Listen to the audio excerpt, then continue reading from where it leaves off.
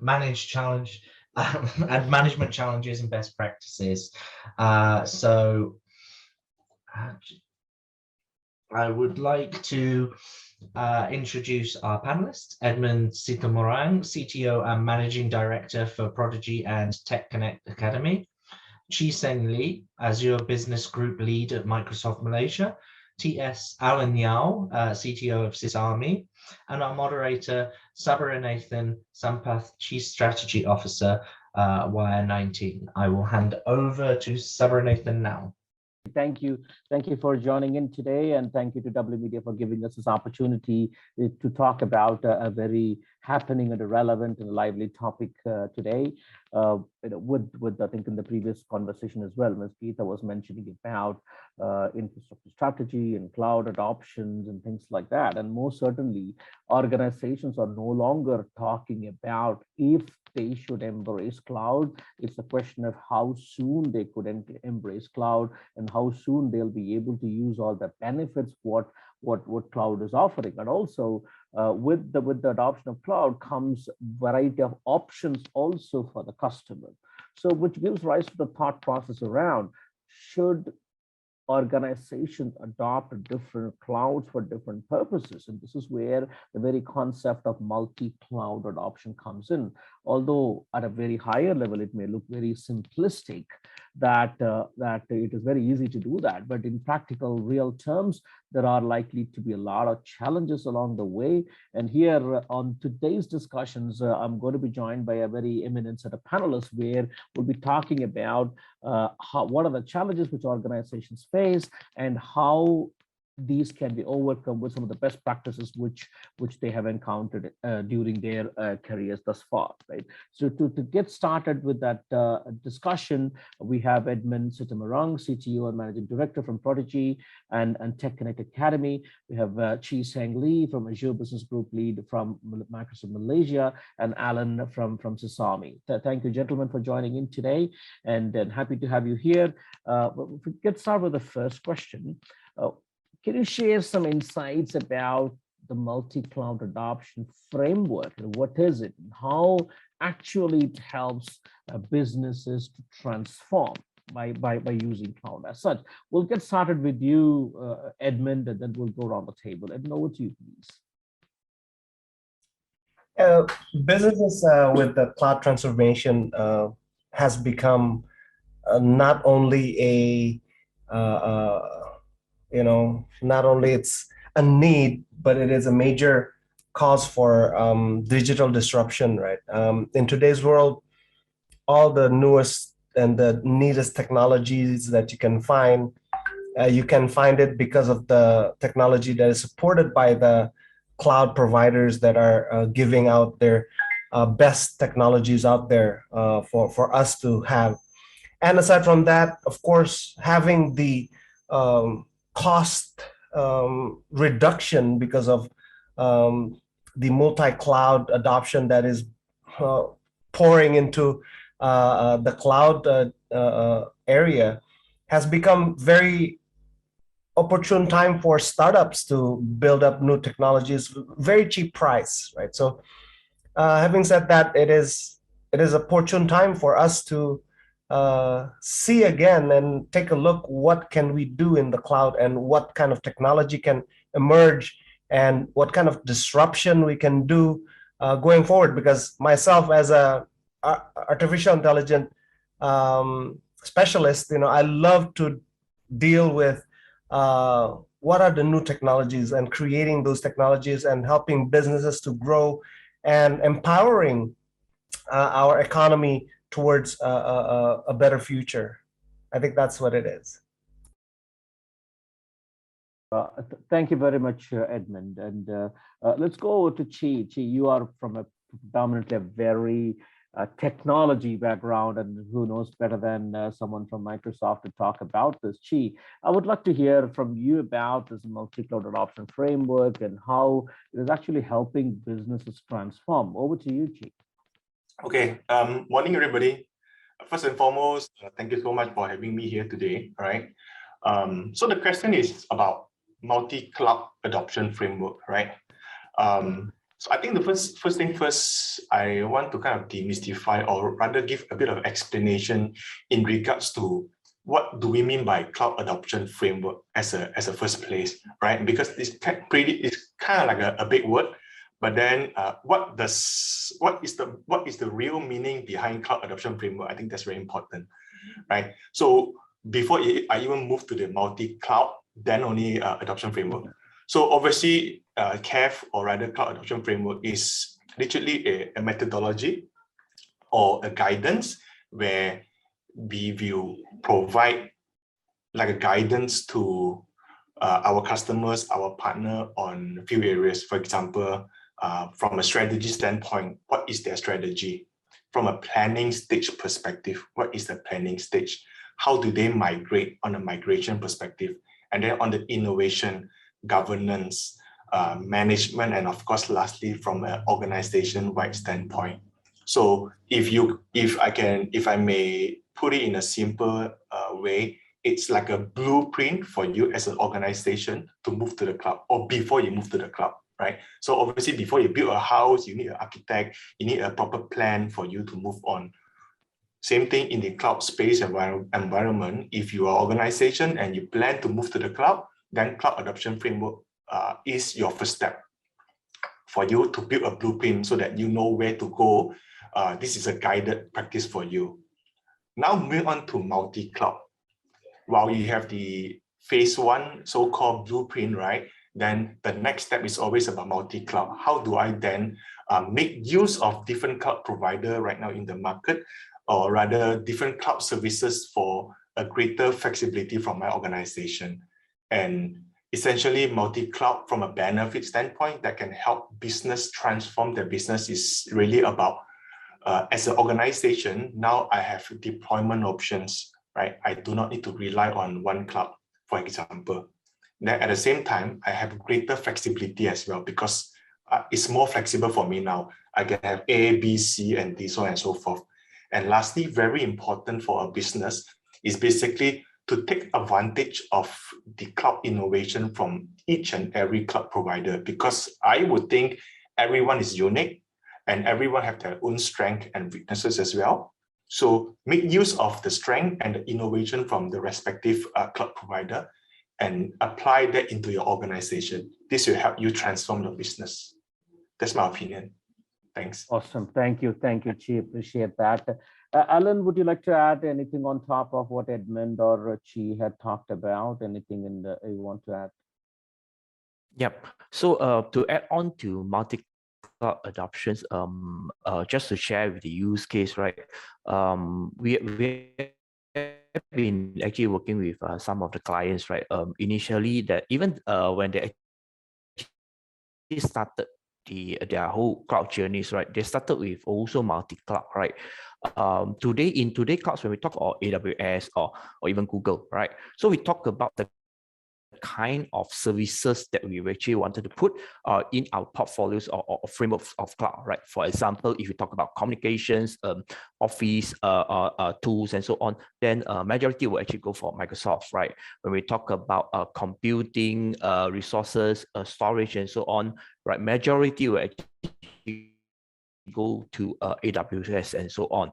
But going to any of the cloud service providers or building, the key essential is still back to the security, yeah, or you call it cybersecurity and so on. So the key essentials things here, that the challenge that we actually see in customer journey is that how do they actually platform? Yeah, that is where that we see customer normally will go for that a third-party system where they can actually use as like things like a cloud brokerage, access control broker system, whereby now all the administrators, users, when they wanted to actually use any of the cloud platform, they will actually go through this platform. Yeah, and other than that, basically normally also is that one thing that I would like to also remind any cloud adopters is that, right? So subscribing to the any of the cloud, right, require you to actually have also the key things that we need to actually concern about is the administrator account, right? Of course, is that I hope that the audience will actually take this as a very serious note, is that do actually have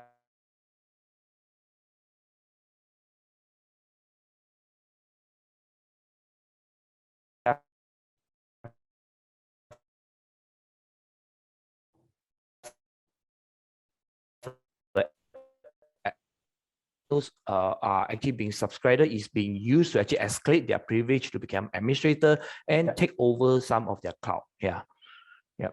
Thank you, Alan. I want to hold your thought on the security aspects. We'll cover that in a little bit more detail subsequently, right? Thank you for those insights. So thank you. If you look at it from a, let's say a customer perspective, there are management teams who want to make sure cloud adoption technically helps them to meet their business needs. And then there are technical teams who want to ensure that the offerings, what are being deployed are supportable, they're scalable, et cetera, right?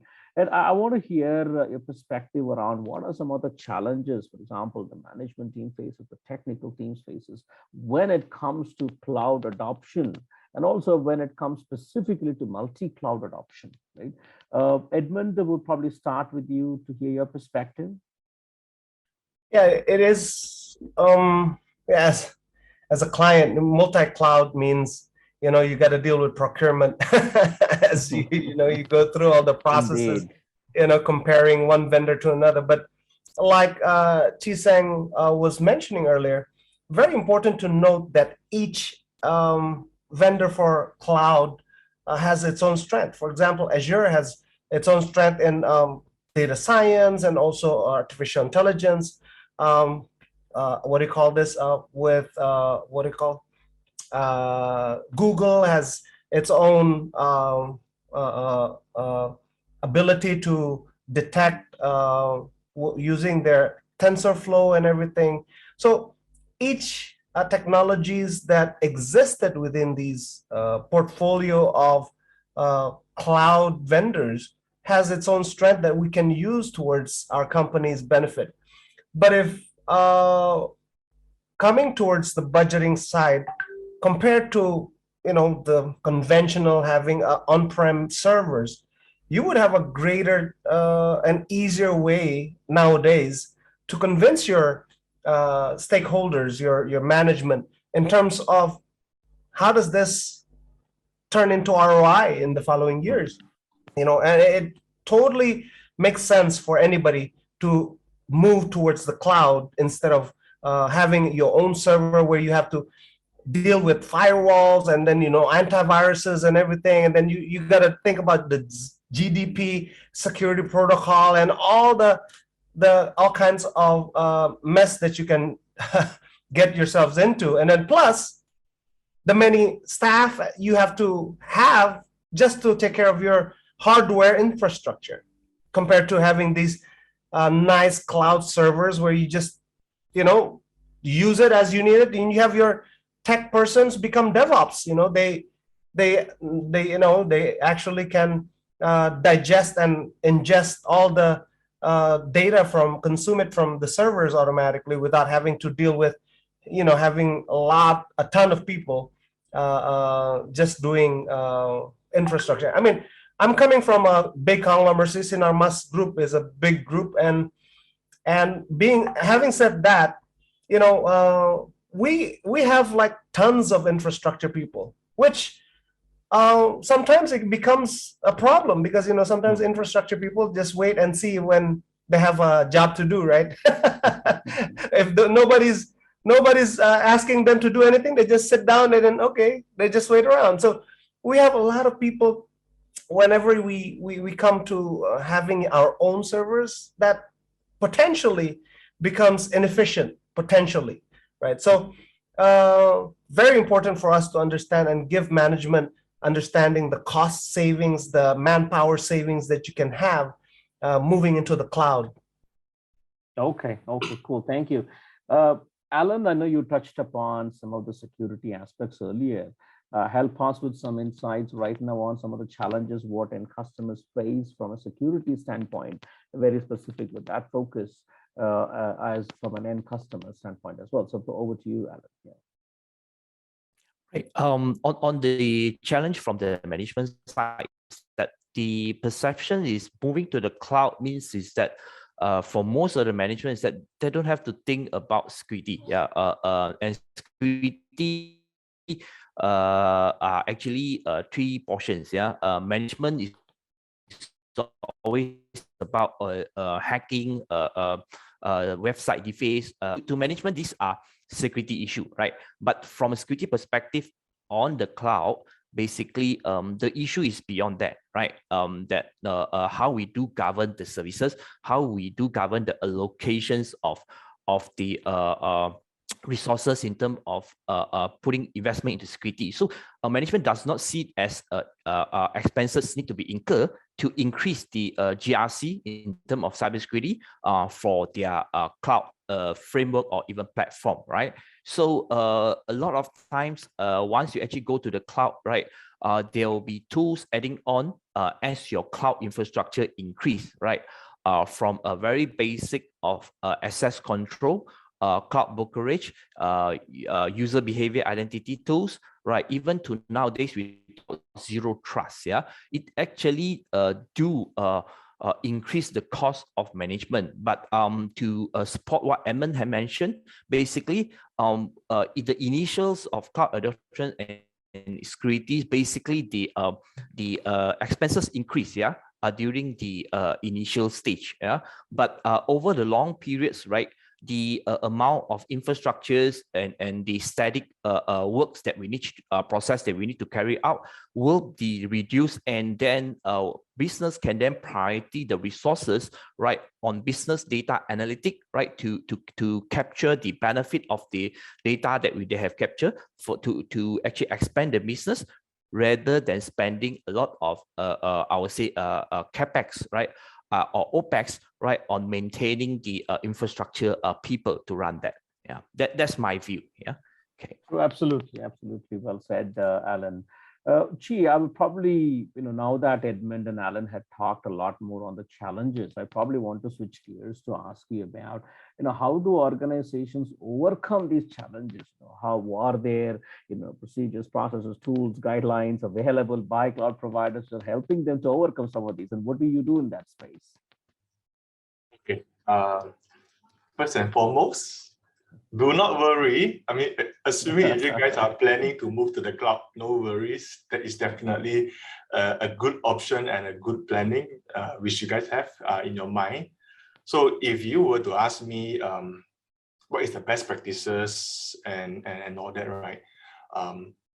Take this, my advice is take this as a journey, which means if you remember what I said earlier from a cloud adoption framework, that is the blueprint, right? But of course, when you start something, one step at a time, take small step, but take this as a whole journey.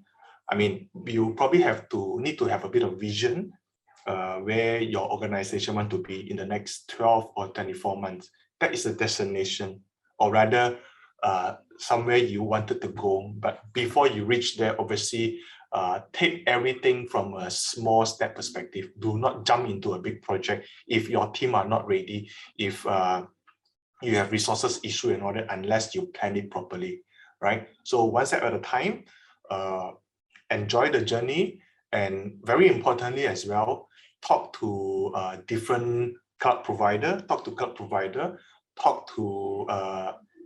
partners like Alan or so ever. I mean, these are the guys that has experience as well. Or at the same time, you can also engage people like us, cloud service provider, where we can actually help provide a cloud adoption framework for you, and at the same time provide an actual solution assessment, because it's important, right, for you to understand what is the current state of your infrastructure, where are you now, what is the environment. So with a guided practice and framework, you can then plan out properly into your next step, where you want to go, so on and so forth. So that will be my advice. Take one small step at a time and slowly go through the whole journey. Yeah. Absolutely, very well said, Chee. I come from a project delivery background, and that's pretty much what I advocate with all my customers. Keep it simple on day one. Keep it simple on day one. Go live, learn from it, tweak your processes to the way you want it to be done, and then ensure that you look at an ROI over a period of time. If you expect magic to happen over a shorter period of time, it may not necessarily happen that way. So keep that patience, stick to basics, and then things will fall in place. Unless you have a big team, then you can jump into a big project. If you have team resources, then slowly might be a better option.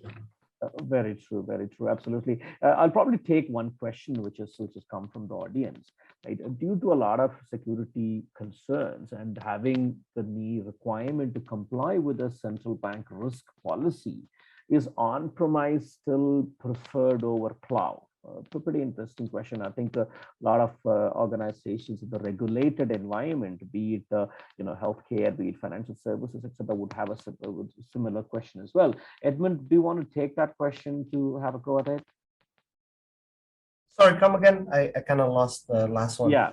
So the question was, there is a particular requirement to be able to comply with the central government, or central bank risk policy, right? And there is a security concern which a lot of organizations face, and that need is there to comply with the bank risk policy. So in that scenario, would an on-premise solution be much more preferable over cloud?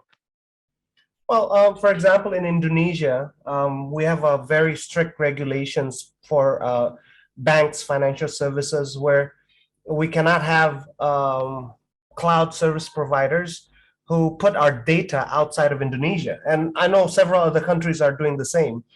So having said that, it's very important for cloud providers to think about having data centers in Indonesia and many other countries where all these strict regulations become a hindrance for us to adopt cloud, right? But again, all the benefits, all the doubts that you can have having a cloud solution compared to on-prem solution definitely weighs out all the other distractions that you may have, because having a cloud solution, especially being able to have a multi-cloud solutions, is definitely a very good option. What we do sometimes for big groups like ours, certain companies that doesn't have that restrictions on that such things can use certain technologies from other cloud vendors that have enablements, right? Have technologies that can bring our businesses into a better strategic ways in many other parts to become more efficient in the way we work. So yeah, sure. That's very important. Chee, you had a thought on it? Yeah. I just want to add on to the point. So for Malaysia, for instance, so obviously in Malaysia, we have our central bank, we have this RMIT policy, right? Risk assessment policy. So I think if you're financial services, you probably are aware about this. If you look at the RMIT policy, it's kind of explicitly mentioned, they actually allow you to put your application in the cloud, right? So there's two options. One is if your application is deemed high risk, then obviously you need to get approval from the bank. If your application is a non-critical, I would say, then you can just notify central bank this where you're going to put in the cloud, right? So it's kind of explicitly mentioned that. And from a definition standpoint, what is critical and what is non-critical? Obviously, critical is where if the application is down, it will affect your business, so on and so forth. So the nutshell is, from a central bank perspective for Malaysia, they actually allow you to put your application in the cloud. Just that you probably need, if it's non-critical, you can notify them. But if it's critical, then you just need to seek approval from the bank, from Central Bank of Malaysia, so on and so forth. Okay. Yeah. Absolutely. I think depending on the criticality of the application, you look at it that way, to be able to decide whether you want to keep it on the cloud, on premise, and also ensuring that the data is secure as well. I'm just conscious about time.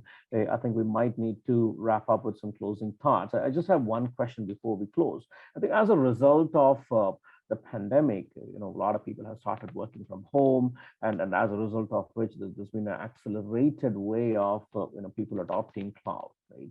And overall, I'm keen to understand from this panel very quickly, probably a minute each, how does it affect the overall cloud adoption in Malaysia, and do you see that progressing at the same pace going forward as well?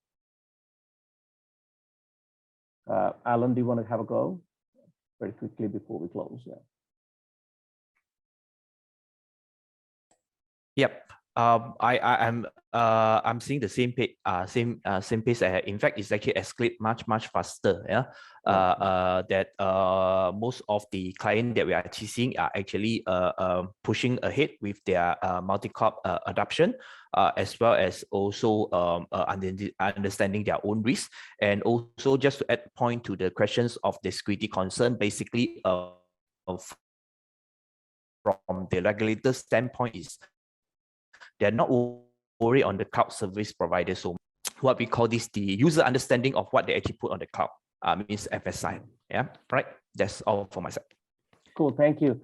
Edmund, any closing thoughts on you on this topic?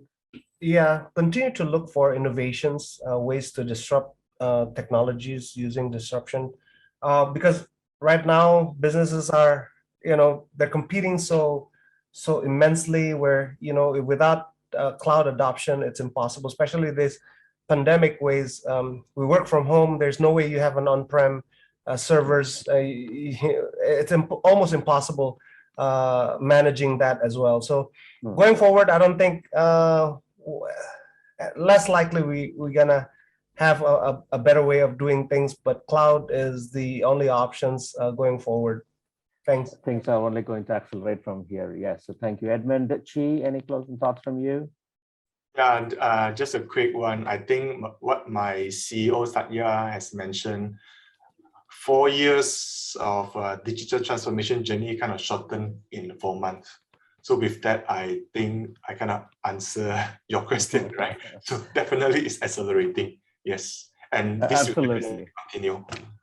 Absolutely. Thank you, gentlemen. I think on a concluding note, it's very clear that the digital transformation journey and the adoption of cloud has significantly accelerated during the pandemic, and most definitely from a multi-cloud adoption perspective, so there are multiple options available for customers to choose from, and most definitely help is available at hand to pick and choose, and most of all, the customers have a choice right now. On that note, thank you very much, gentlemen, for joining me today, and back to you, Justin.